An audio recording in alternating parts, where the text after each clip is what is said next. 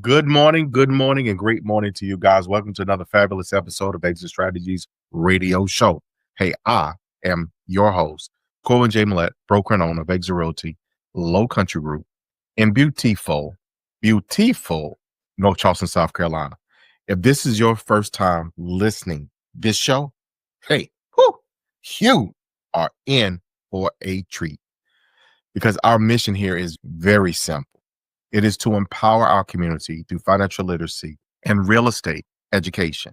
We're legacy building. That's what we do. We always tell you, all of our listeners, first, because we love you, but we tell all of you, when you're doing those things to set your family up for a different outcome, not just for you, but for your children, so forth and so on. Guys, we want you to put your hashtag on that says that you're legacy building, because that is what you are doing. So I always got to give a shout out to those who listen to us faithfully, those people we bump into in our comings and goings. I really appreciate you guys tuning in to the Q family that tunes in and listens, friends, cohorts, all those people that make it a point to say, hey, you know what? I want to pick up what you putting down. I really appreciate you. From Hollywood, what you know, no good, all the way out there to Monkey's Corner. Y'all know that's where my mama lived.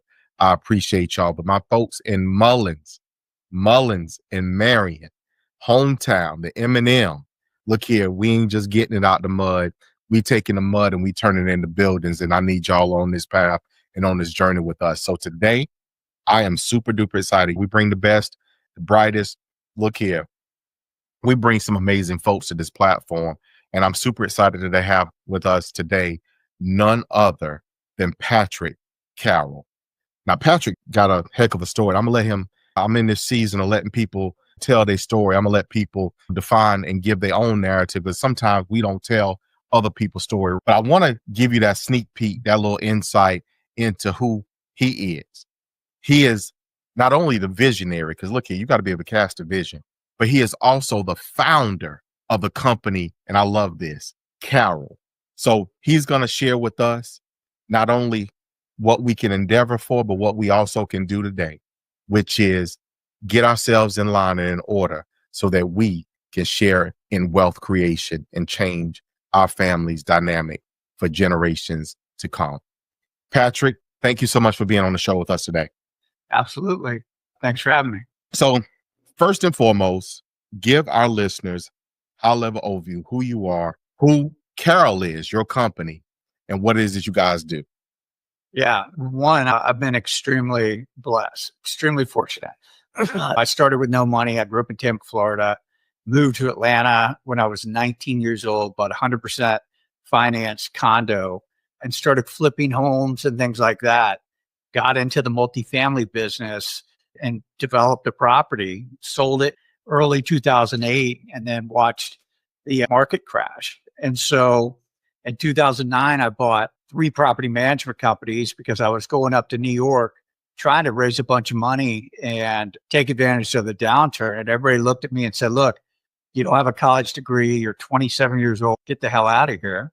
Mm-hmm. So I said, listen, what would it take to partner? What would it take for you to partner with me? And they said, look, we want to partner with fully integrated companies that do the property management, the asset management, the construction, and find the deals. And so that's why I bought those property management companies. And from there on, it was liftoff. I started raising a lot of money. I started attracting a lot of big Wall Street firms to back me. And I went on to buy 80,000 units all across the Sunbelt, from Arizona up to South Carolina, North Carolina, really, down to Florida. And so it was perfect timing. Like I say, that's why I say I'm so fortunate. I really started buying in 2010, sold off a lot. Probably 60,000 units up till 2022. And then I sold my property management company in 2023. Yeah, it's been a nice run. So you guys really focus on investment. Real estate investing is so broad. There's niches and there's even corners. And if we want to put it in the streetscape, we got corners, we got cul-de-sacs, we got codes, we got all these different places and things. So sometimes we look at it just as the main drag, if that makes sense. But it's a very broad and got a lot of opportunities in certain little niche locales, if you will. So you guys now focus on what? What is like where your company really dials in to do? Yeah, multifamily housing. Somebody told me a long time ago, they aren't making any virtual bets. And so you can compete online with retail. You got Amazon. You can compete with office buildings, with Zoom or whatever, but Okay. you really can't create housing. So whether it's single family homes or multifamily apartment complexes, that's what we focus on. And really, it was just a scale thing. It's easier for me to manage a 300 unit complex than a 20 unit complex just because I can spread my expenses across 300 units. But I started out one home at a time. I'd buy a house and renovate it and either sell it or rent it. That's how I tell everybody. If they want to get into the real estate business, that, in my opinion, is the best way. Not only because I did that, but if you look at other commercial properties or whatever, they're a lot riskier and they require a lot more capital. Makes perfect sense. Something you touched on. So for those, some of our listeners are early investors, some are latter investors. Our listenership, again, spans the globe. I'm always humbled by that. But managing is scaling. That's what you're talking about, is scaling up to a greater density in a single locale. So that cuts down all your expenses because now, if you have staff, which that many units, you got staff, but they're in one locale and essentially and effectively they're doing the work that covers the entire property. But if you had to send someone to do whatever at all the units, let's say that you outsource the mechanical and in turn sent somebody, instead of having to send them to 300 different locations, you send them to one. That's a huge cost saving. So kudos to you on that. Let's talk about, what does that market look like, that space like, and where do you see it going here? Because people are different. People are different. So where do you see this particular space going in multifamily and large scale development? Because matter of fact, one other thing, Patrick, before you answer that, if you could define this, because what I'm hearing is your minimum for a site that you'll consider, my assumption is based upon what something you said, is no less than 250, 300 units. And there's probably a cap, I imagine, that you take in a single site. Yeah, I mean, I've done up to a 1,500 unit complex, but it's not that, like, your efficiencies cap out at a certain size. And so what I was always trying to do is buy properties that I knew an end user, I knew another buyer would want. So these institutions, these big banks on Wall Street really wanted properties in the 250 to 350 range. And so that's what I focused on, just because I wanted to have a buyer behind it. Starting out, I think it's a different story. If you can get something in 10 to 20 units, that's more manageable. And instead of selling to a Wall Street firm, you're likely selling to another up and coming investor, things like that. I think different brackets are different parts in your career. I think you can look at different sizes. I would just always look at who is my end buyer, unless I plan on it. The way to make money in multifamily or anything is you can either sell it or you can increase the value and refinance, pull out your profits. So really, it's two different strategies. One's to hold longer term, and the other one's to book a profit and going down the road. Where I see the market is, unfortunately, where interest rates are, it's very difficult for people to buy a house to live in. It's keeping people renting longer, whether it's a single family home or multifamily home. So it's good for that business. It's good for keeping people renting, and it's not so good for people buying new homes. It makes perfect sense. One on occasion, because we understand the market is always evident flowing, which So, we do have that conversation about, where rates are and, all that in projections and, the impacts and all that stuff here on the show. So thank you so much for touching on that, because that does unfortunately keep some people at times, or unfortunately, according with seat you're in, keep them in a rental situation or scenario. For the investors that you guys have in your company, again, what I'm hearing is, and correct me if I'm wrong, Patrick, you guys take additional investors on and you guys syndicate and pull the deal together. Does that sound about right? Yes. Historically, we've raised a lot of money on Wall Street. So either I find a deal and then I go partner with one of these big banks, or I raise discretionary funds. So I go out and get pre-commitments, call it $100 million from 10 different big investors. And as I do deals, I pick up the phone and say, okay, I need your capital, your pre-committed capital. So that's how we've done it typically. Okay. Okay. I get it. I get it. So essentially you're lining up. It's almost like establishing multiple lines of credit. Say, okay, you're going to do this, you can do this, so forth and so on. And when it's time, okay, hey, I need you to send me this, and it's time for us to make this investment. Yeah. That is awesome. So one of the questions that I have, your investors like now or today, obviously, we're again going back to something we just talked about. We're in a higher rate market. These types of investments now, are you still seeing investors flock to, or are you seeing a trend that indicates something different? Good question. Everybody's still interested, but it's very hard to make the numbers work. A lot of the investing I was doing was in a very low interest rate environment. So right now you gotta, instead of just riding those low interest rates, you gotta come in and really create a lot of value. And so I'd say investors are very interested, but they're scrutinizing the numbers more. So they're really paying attention to how are you going to create value? How are you going to come in there and take the rents from $100 a month to $200 a month? And are you going to do that through speculating, or can you point to actual improvements in the property, things like that? So there's definitely interest, but you just gotta know your stuff and be able to create value that you can point to.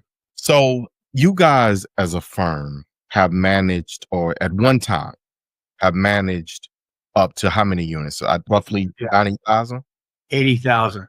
80,000. Wow. So my imagination tells me, and Patrick, please correct me if I'm wrong. So just for a degree of reference, we've had nearly every segment, if you will. Well, nearly a lot of the various segments on our show over the years, all the cul-de-sacs and the coves and all that stuff, so to speak. And one thing that we have had a couple of times, we talk about the difference between storage, which doesn't have toilets, and obviously apartments got toilets. So that means you got the people in the place versus the people stuff in the place. Yeah. So I imagine that you have a tremendous amount of, okay, I don't want to do this ever again. Or I never want this experience again. What can we change to make sure we don't have to relive this over and over again? So give our listeners kind of some insight into some of the experiences you guys have had as you guys have taken on new acquisitions, and moreover, as you guys have worked to stabilize them. What does that look like? Like, where your pinch points, your hard pressed challenges that you're running into? Be very careful who you rent to. I think we've taken on some properties before that we knew had a tricky renter base, to say the least, whether it was bad credit tenants or something like that. And you think you can fix it, right? You think you can come in there and change the profile of the residents, things like that, but very difficult. Same with, even if you have a single family home, I remember when I started out, you sit on that house for a month or two and you want that income coming in. And if someone comes in and they've got bad credit and things like that, especially if they've broken leases and things it's painful to have the wrong type of resident in there, because it takes a while to get them out and they can really slow you down. So I think those are some mistakes we've made. It looks good on paper. You go, okay, we got high occupancy, things like that, but people don't pay their rent. It hurts. I'd say that. And then you talk about location. It's location. That's the 3 rules of real estate investing. Location. You can't fix location. You could fix anything else. You could fix the roof, you can fix the exterior, the interior, everything like that. But you can't fix the location. So you guys, in your management of assets, you guys have, I imagine, and for our listeners, sometimes you may hear a reference of a class of property. So my imagination says that most of your properties are either class A, no lower than maybe class B properties.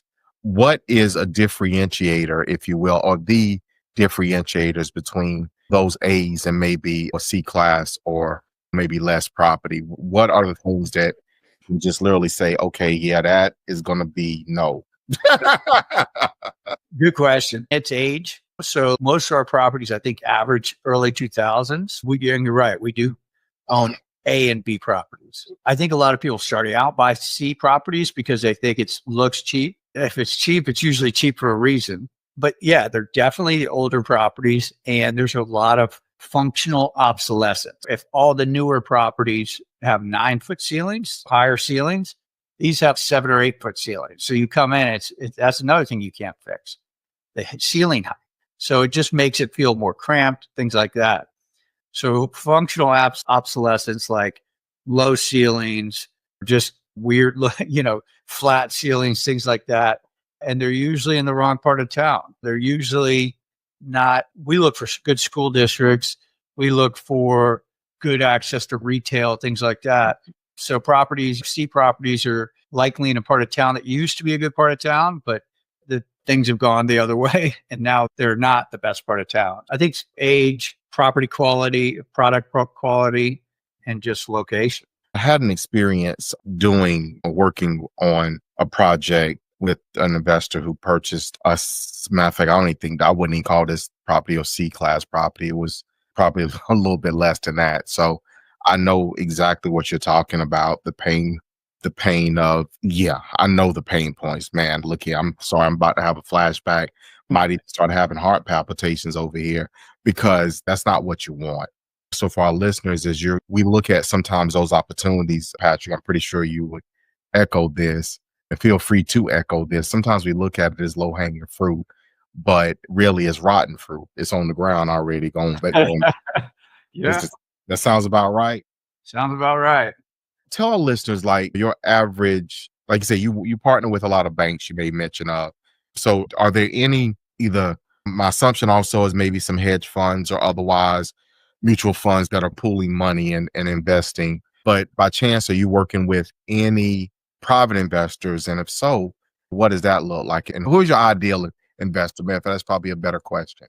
Yeah, it's interesting. I had a meeting this morning. It's more starting to look like you raise money, like you see people raising money online, right? And so the way I've done it in the past is like the old way of doing it, where you go and it's cornered. It's like you said, it's hedge funds, it's banks, it's private equity funds. But there's such a big market of people that watch your show, watch people online, things like that, and want access to these types of investments. So I think ideally might be in the future to tap into the hundreds of millions of people that are interested in it that typically only had access to what Wall Street was selling them. That, and I think just people that align with you from a morality standpoint, from a business mind, things like that. You certainly don't want to, you got to pick your partners carefully. So you definitely don't want to get into a deal and realize you have different values and different things like that, because a partnership's like a marriage. So it's very careful. You got to be very careful with that. That is very true. Yes, sir. Yes, sir. So let me ask you this one, which would be along the vein of some of our listeners are, again, novice beginners. Some are full-fledged, full-blown, like they're down the road as far as investing. But what do you perceive or see as, or what insights could you give? Let's frame it that way as it relates to what someone could do by investing in real estate as a whole, but let alone by being a part of an investment or group of your scale, meaning where's the opportunity for them to create and build a legacy financially from this? Yeah. The whole adage, the old saying, hey, if I can do it, you can do it. It's true. Yeah. And I think it's just having that mindset and thinking big, if that's what you want. There's ways to get it at different things. It's certainly an avenue you can go down if you want to create financial freedom and not have to be forced to do it a 9 to 5 and things like that. A lot of stress comes with it, but it is nice having that control. And really, you can get as big as you want. Like I said, I got pretty big. And you mentioned employees, a lot comes with it. I had 1,000 employees at one time, and that's a lot of stress. It's a lot of managing, and we're a private company. So I looked at everybody like family, and it's just, that's a stressor. So I think it's taking a step back and visualizing your perfect life and your perfect setup and using real estate to get there. One of the things that, I talk about with people, with staff is, and you touched on this just now, it's not just about the profit. It's about the people. We put the people for the profit. So it is hard because you've got we have some staff that's probably performing incredibly well. Then you have a section that's just average. And then you have another section that's probably isn't. And you want to encourage all of them along while appreciating the ones that are they're fully invested. I use this adage, Patrick, about being whole hog committed. I talk about at breakfast time, the chicken, all they did was contribute. They gave an egg, but the hog had to give an appendage. They had to be fully committed to what was going to happen on that plate. You got your ones that's whole hog committed, and the ones who, and the rest of them, or some of the others, are chickens. So, you don't want no chickens. You want whole hogs. Yeah. You don't make sausage. You don't make sausage with eggs. You got to have actual full commitment in that sausage. Yeah. I love that. Happen. Patrick, we're quickly getting to the end of today's show. So first of all, I want to make sure that our listeners get your contact information. So how can they reach you? How can they tap in, dial in to get more information about what you and your company are doing and otherwise connect with you? Yeah, on Instagram, it's just Patrick Carroll spelled out, PatrickCarroll. Just that's my name. That's my Instagram handle. And then really that's it. I'm not selling anything. I'm just giving out free advice, and free advice is usually what it's worth. Anything. Well, no, your advice got some value to it. So while we may call it free, that does not deter, lessen, or otherwise diminish its value. So Patrick, this one is that old adage, the hindsight question. What is it that you would have, if you knew what you know now? And I know you've learned an incredible amount of lessons over your years of real estate investing. For someone who's, let's go to the beginner, to novice. So that range there, they're either just thinking about it, maybe eyeing their first property, and they are scared to death. The lessons that you've learned in hindsight, what would you tell them today on what to do, and in turn, what to focus on getting done?